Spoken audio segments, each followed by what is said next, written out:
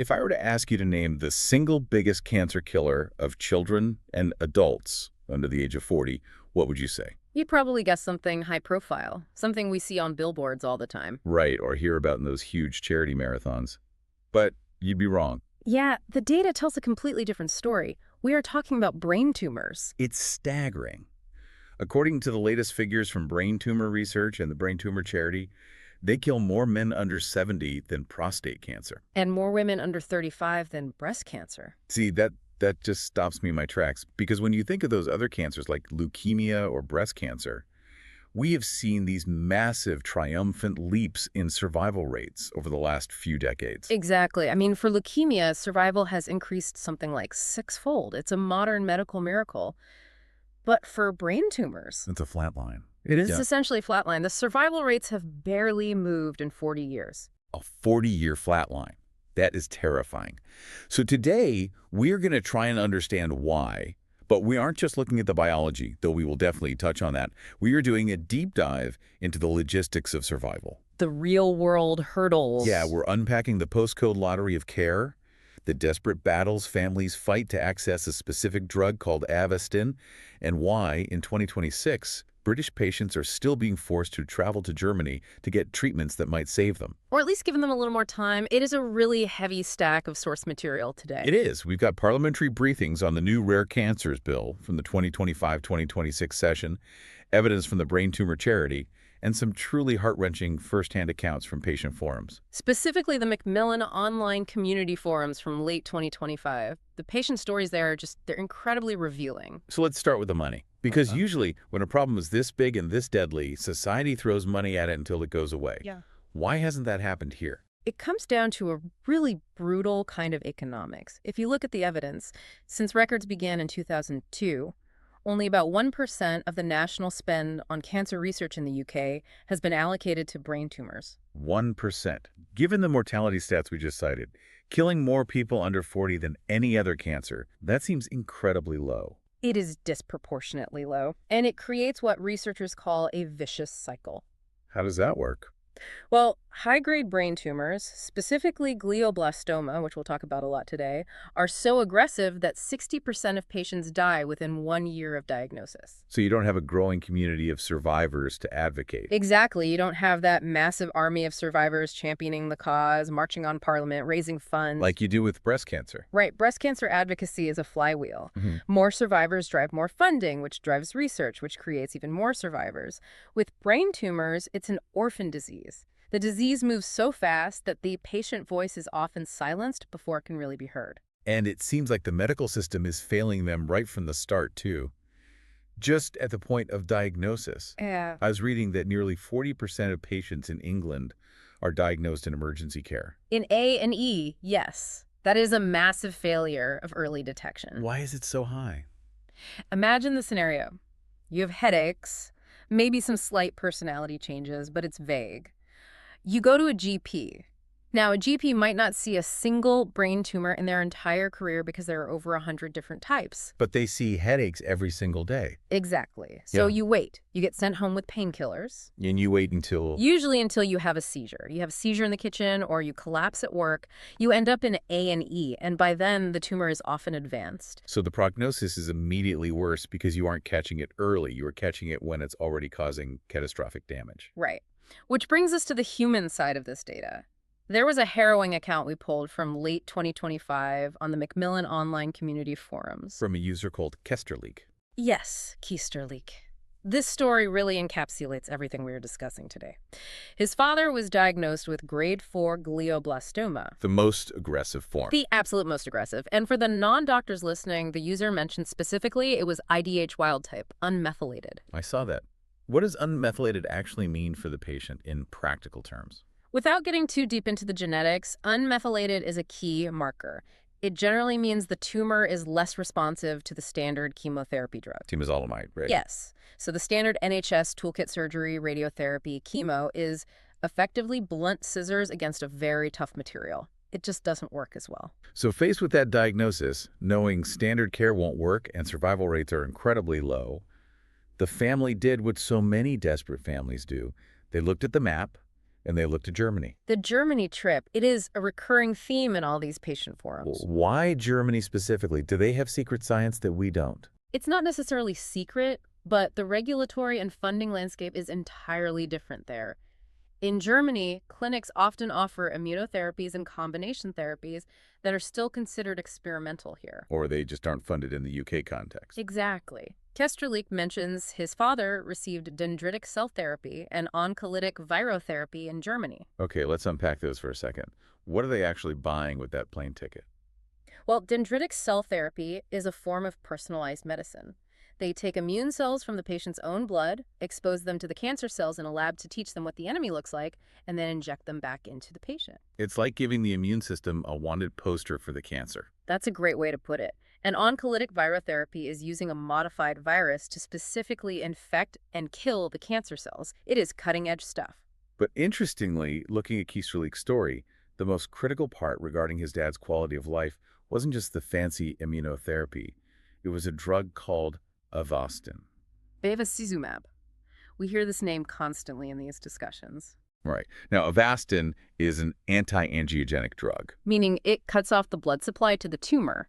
But for brain tumor patients, it has a secondary, incredibly vital effect.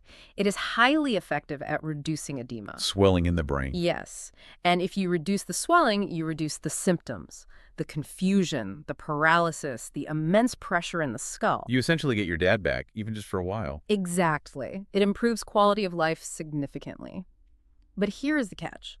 The family was traveling back and forth to Germany for all this. And as the father's condition naturally deteriorated, traveling became physically impossible. This is the part that just broke my heart reading the source. Keister writes that they just wanted to get Avastin prescribed locally in the UK so they could have, and I'm quoting here, one more nice Christmas together. Just one Christmas. They weren't asking for a miracle cure at that point. They were just asking for symptom relief. But the computer said no. The NHS and NICE guidelines, that's the National Institute for Health and Care Excellence, did not support the prescription of Avastin for glioblastoma. Even though the family was willing to pay for it privately. I think this is where you, as a listener, might get confused. If I have the cash, why can't I just buy the drug? Because in the British medical system, you still need a doctor to prescribe it. And doctors operate within strict governance structures. So if NICE says no? If NICE says there is not enough evidence that this extends life significantly, many consultants will refuse to prescribe it, even privately. Because they're liable. Right. They are following the national protocol. So you have a drug that works for symptoms, a family willing to pay for it, but a bureaucracy that says access denied. And this brings us squarely to the postcode lottery. We hear that phrase on the news all the time, the postcode lottery. But what does it actually mean mechanically? How does your zip code decide if you get treatment or not? Well, relying on the Pamela Northcott Fund source here, they explain that the lottery isn't just random chance. It is entirely about local commissioning. Break that down for us. When a new drug comes out, NICE has to appraise it. That process can take up to 3 years. In that limbo period, or if NICE outright says no, the decision to fund a drug falls to your local integrated care board or primary care trust. So literally the group of people managing the health budget for your specific town or county. Precisely. And they all have different priorities and different bank balances. So you might have a situation like we saw with kidney cancer drugs like sunitinib previously, where half the regions in the country say, yes, we will fund this, and the other half say no. That is utterly terrifying. It is. And for those unlucky enough to live in the no regions, their only option is something called an exceptional case or an individual funding request, the IFR. The source described the IFR process as virtually hidden and highly legalistic. It is a bureaucratic nightmare. You basically have to prove that you are clinically exceptional, that you are somehow fundamentally different from all the other patients with the exact same terminal condition to warrant the funding. Which is absurd. I have the same cancer as everyone else, but please save me specifically. Exactly. It puts patients and families in the horrible position of having to act like lawyers and medical researchers while they are actively dealing with a terminal illness. Writing appeals, gathering clinical evidence. Navigating a system that is essentially designed to say no. And if that fails, or if you just can't navigate it because you're too sick, you pay. But the cost, we saw another user on the forums discussing this. Yes, the costs are totally prohibitive. One user cited a cost of about £1,500 per cycle for private administration of Avastin. And if you need 2 cycles a month, that's 3,000 pounds a month. 3,000 pounds every month. That is a mortgage payment on a mansion. It's more than most people take home in a month. It creates a brutal two-tier system. If you have significant savings, or if you can crowdfund, or if you have a wealthy family, you get symptom relief. You get that one last Christmas. And if you don't, you don't. That is the stark reality of the access gap. It really feels like the system is designed to manage resources rather than save lives. Well, it is designed to manage resources. The NHS has a finite pot of money. NICE uses a metric called QOLY, Quality Adjusted Life Years. If a drug costs £50,000 and only extends life by 3 months, the spreadsheet simply says it's not cost-effective. But try telling that to Kisterleague. Those 3 months were everything to that family. Exactly. It's a massive clash between utilitarian economics, doing the most good for the most people, and the profound moral imperative to help the suffering person sitting right in front of you in the clinic. Is there any light at the end of this tunnel? Because we do have this parliamentary briefing on the table regarding the rare cancers bill from the 2025-2026 section. There is some hope there, yes. Yeah. The Rare Cancers Bill is trying to legislate a structural solution to some of these specific problems. First off, how does the bill even define a rare cancer? Because glioblastoma doesn't feel rare to the thousands of people suffering from it. The bill defines a rare cancer as affecting fewer than 1 in 2,000 people. Now, that sounds like a small number on its own. But because there are over 200 types of rare cancers, when you add them all up, they account for 47% of all cancer diagnoses. Wow, so nearly half of all cancer patients actually have a rare cancer. Exactly. But they are fragmented. And crucially, they account for 55% of cancer deaths. So they are punching way above their weight in terms of mortality, mostly because the targeted treatments just aren't there. So what does the bill actually propose to change to fix this? A few key things. First is leadership. It proposes creating a national cancer specialty lead specifically for rare cancers. Meaning someone whose entire job is to wake up in the morning and think about how to solve these specific logistical and funding problems. Right, rather than it just being an afterthought to the big 4 cancers like breast and prostate. So someone to actually own the problem at a national level, that seems like a very good start. What else? Secondly, it addresses the market failure of drug development. Developing a drug for a small population is incredibly expensive, and pharmaceutical companies argue they just can't make their money back on the R&D. Ah, this is the orphan medicinal products issue mentioned in the briefing. Correct. An orphan drug is one that essentially has no parent company willing to develop it because it's not profitable enough. The bill proposes reviewing the law to offer market exclusivity for up to 10 years for these specific drugs. Okay, let's pause on that. Market exclusivity, that essentially means a monopoly, right? Yes. It means if a pharma company successfully develops a new drug for glioblastoma, the government guarantees that no cheap generic competitor can enter the market for a full decade. That sounds really complicated from a policy standpoint. On one hand, it massively incentivizes them to actually make the drug. On the other hand, doesn't that just guarantee the price tag will be astronomical? That is the deal with the devil. The pharma company can charge a massive premium because there is zero competition.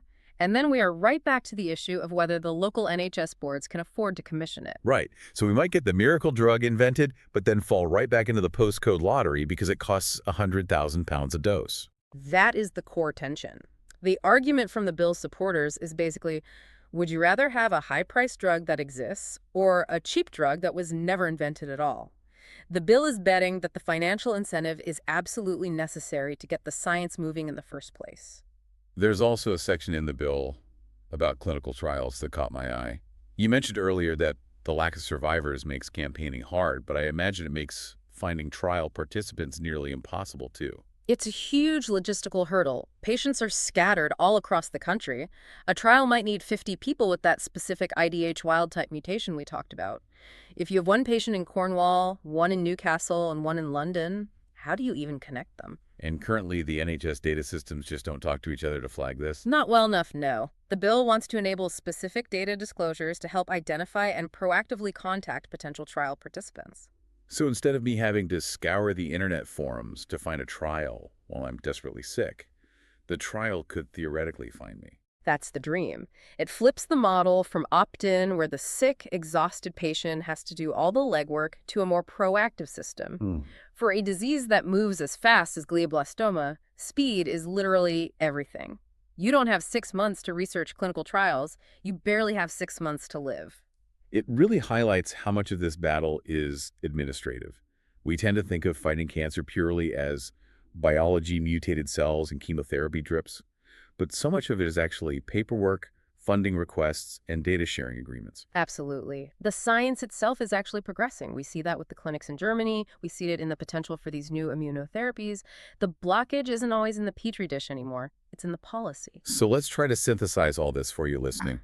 We have a total stagnation in survival rates for brain tumors caused by a severe lack of focus and a 1% funding gap. We have a massive human cost families like keister leaks, either traveling to Germany or paying thousands of pounds a month out of pocket just for basic symptom relief. And we have a legislative attempt to finally fix it with the Rare Cancers Bill. That is the landscape right now, yes. What is the biggest takeaway here from all these sources? I think the main takeaway is that geography shouldn't determine your destiny, but right now it absolutely does. The science exists to do better. We know Avastin helps significantly with symptoms. We know immunotherapies show real promise. The fact that a patient in Munich gets a chance that a patient in Manchester doesn't, that is a policy choice we have made as a society. And for these families, that choice isn't some abstract debate. It determines whether a father can spend his final Christmas comfortable at home or whether his family's spending that precious remaining time writing desperate appeal letters to a primary care trust manager. Exactly. The dry details of these parliamentary bills and funding formulas really matter because they are the literal difference between a peaceful end of life and a chaotic, painful one. We've covered a lot of ground today, from the funding statistics to the extreme intricacies of market exclusivity. It's clear that while the biology of glioblastoma is devastating, the bureaucratic system we've built around it is actively adding to the trauma. And that is the part we can actually change today. We can't easily change the biology of a glioblastoma yet, but we absolutely can change how we fund the research and how we commission the drugs. Before we wrap up this deep dive, I want to leave you with a final thought on that market exclusivity point we touched on. The Rare Cancers Bill talks about giving pharmaceutical companies a 10-year monopoly to encourage them to build these life-saving orphan drugs. It's a very high-stakes gamble. It is. And the question I want you to mull over is this. Is giving Big Pharma a monopoly on a life-saving drug for a decade a fair trade-off if it means the drug actually gets made? Or does that just create the exact next pricing crisis for the NHS, where the drug exists but costs so much the postcode lottery just starts all over again for the next generation of patients? That is the billion-pound question. Access is completely useless if it's unaffordable. But then again, if it was your father, you'd probably say pay whatever it takes. I think I would. If you want to explore the manifesto we mentioned or read the granular details of the bill yourself, check out the brain tumor research sources we've linked in the notes. Thanks for joining us on this deep dive. Thanks for having me.